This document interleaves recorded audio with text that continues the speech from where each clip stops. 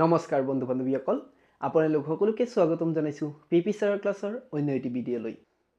আজিৰ এই ভিডিঅ'টোত আমি আলোচনা কৰিব গৈ আছোঁ কেইটামান প্ৰশ্ন, যিকেইটা প্ৰশ্ন আচলতে কেইজনমানে মোক কমেণ্ট কৰি বাৰে বাৰে সুধি আছে যে 1 নম্বৰটো প্ৰশ্ন হৈছে যে মেৰিট লিষ্ট ওলালে আচলতে কি কৰিব লাগিব, আৰু 2 নম্বৰটো প্ৰশ্ন হৈছে যে এডমিশ্যনৰ ফিজটো একেলগে দিব লাগিব নে নালাগে।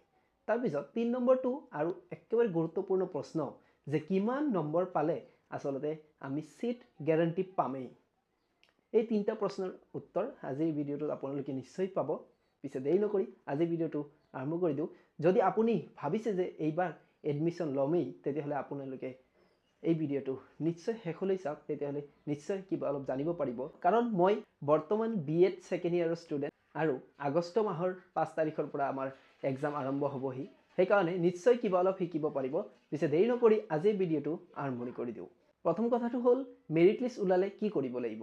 আমি গমেই পাইছোঁ যে জুলাই মাহৰ শেষত কি আহিব, মেৰিট লিষ্ট আহি যাব, আৰু মেৰিট লিষ্ট অহাৰ লগে লগে আপোনালোকে যি ওচৰৰ চেণ্টাৰ আছে সেই চেণ্টাৰসমূহত বা যি কলেজ আছে আচলতে BEdৰ কলেজ, সেই BEdৰ কলেজসমূহত গৈ খবৰ ল'ব যে এডমিশ্যন ফৰ্ম দিছে নেকি। তেতিয়া আপোনালোকে ফৰ্ম ল'ব।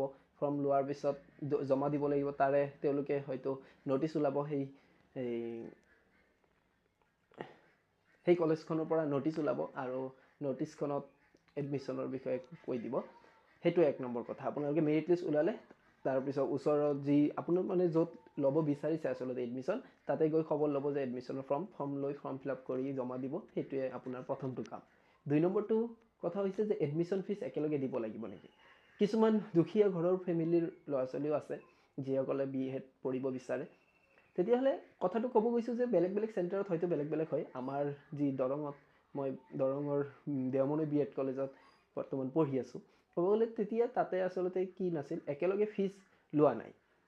আধা দিলেও হয়, 50% দিলেও হ'ব, বা আপুনি যদি কিবা অলপ দিছে তাৰপিছত বাকীখিনি আকৌ পৰীক্ষাৰ আগে দিব, তেতিয়াও চলি যাব, কোনো প্ৰব্লেম নাই। এডমিশ্যন ফিজ একেলগে দিয়াৰ দৰকাৰ নাই। আৰু 3 নম্বৰটো কথা যে কিমান নম্বৰ পালে আচলতে ছিট গ্যাৰান্টি। সেই কথাটো মই আপোনালোকক জনাব বিচাৰিছোঁ যে আচলতে ধৰি লওক এটা যিহেতু 400 মাৰ্কৰ পৰীক্ষা হৈছে, তাৰপিছত 100টা কুৱেশ্যন আছিল, তাৰে আকৌ নিগেটিভ মাৰ্কিঙো আছে। সেয়ে আপোনালোকে এপ্ৰক্স ধৰি লওকচোন যে 150 নম্বৰ যদি আহি যায়, তেতিয়াহ'লে ছিট পোৱাটো ধৰক পাবই আৰু 150তকৈ ওপৰত থাকিলেতো ধুনীয়া, একদম ভালেই কথা। 150 যদি ধৰি লয় তেতিয়াহ'লে কনফাৰ্ম বুলি ধৰি ল'ব পাৰে, কাৰণ নিগেটিভ মাৰ্কিং থাকেতো, সেইটোৱে আচল কথাটো। তাতে বহুত এফেক্ট পেলায় নিগেটিভ মাৰ্কিঙে।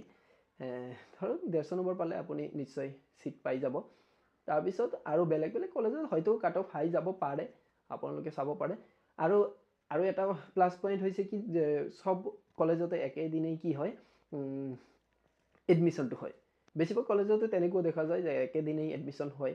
আৰু একেদিনে এডমিশ্যন হোৱাৰ কাৰণে কিছুমান ছাত্ৰ ছাত্ৰী, ধৰকচোন আপুনি যেনিবা এইখন কলেজৰ পৰা ফৰ্ম আনিছে, সেইখন কলেজৰ পৰা ফৰ্ম আনিছে, দুখন কলেজৰ পৰা যেতিয়া ফৰ্ম আনিব, আপুনি এডমিশ্যনৰ দিনা যিকোনো এখন কলেজতহে যাব, হয় নে নহয়। তেতিয়াহ'লে কি হয় যে এখন কলেজৰ ছিট ফুল হয় আৰু এখন কলেজত ছিট ফুল নহয়।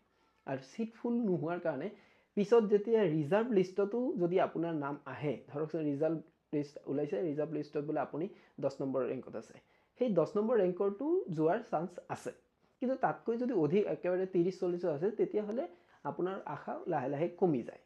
যদি 10 নম্বৰ থাকে সেইটো বহুত ভাল কথা, তেতিয়াহ'লে পোৱাই যোৱাৰ চান্স আছে। কাৰণ বহুতো ছাত্ৰ ছাত্ৰী এখন কলেজতহে যায়, বেলেগ কলেজত নাযায়, সেইটো এটা কথা।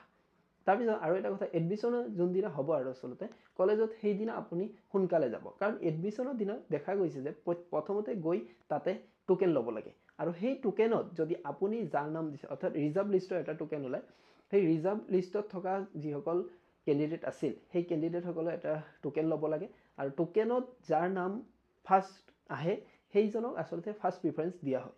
অৰ্থাৎ আপোনাৰ নম্বৰ যদি কম আছে, অৰ্থাৎ ধৰকচোন ৰিজাৰ্ভ লিষ্টত আপুনি 10 নম্বৰ ৰেংকত আছে আৰু এজন বোলে 9 নম্বৰ ৰেংকত আছিল, যদি আপুনি সেইদিনা প্ৰথমে উপস্থিত হৈছে কলেজ কেম্পাছত, আৰু কলেজ কেম্পাছত গৈ আপুনি প্ৰথমে টোকেন লৈছে, তেতিয়া প্ৰিফাৰেঞ্চটো আপোনাক ফাৰ্ষ্টত দিয়া হ'ব, পিছৰজনক পিছত দিয়া হ'ব।